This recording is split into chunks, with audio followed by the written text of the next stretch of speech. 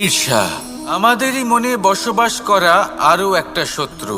তবে এই শত্রু কখনো কখনো আমাদের জন্য লাভদায়কও হতে পারে, কিন্তু যদি আমরা সতর্ক না থাকি তাহলে সেটা ততটাই ঘাতক হয়ে উঠতে পারে। যদি আপনার কোনো প্রতিদ্বন্দ্বী থেকে থাকে যে এগিয়ে চলেছে, তাকে দেখে আপনার মনে ঈর্ষা উৎপন্ন হয়, স্ববশত আপনি নিরন্তর চেষ্টা করতে থাকেন, পরিশ্রম করতে থাকেন সামনে এগোনোর জন্য, তাহলে তার দ্বারা আপনার বিকাশই হবে। যদি আপনি নিজের বিরোধীকে শেষ করতে দেওয়ার জন্য অগ্রসর হন, তাকে বিনাশ করার জন্য অগ্রসর হন, তাহলে এই ঈর্ষা প্রথমে আপনার বিনাশ অবশ্যই করবে। একটা কথা আছে, এটা পশু প্রবৃত্তি, আপনি শুধুই নিজের বিকাশের কথা ভাববেন।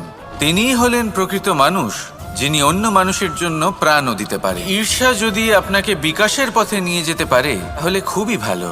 যদি আপনাকে অন্য কাউকে বিনাশ করে দেওয়ার পথে অগ্রসর করে তাহলে তার থেকে দূরে থাকাই ভালো।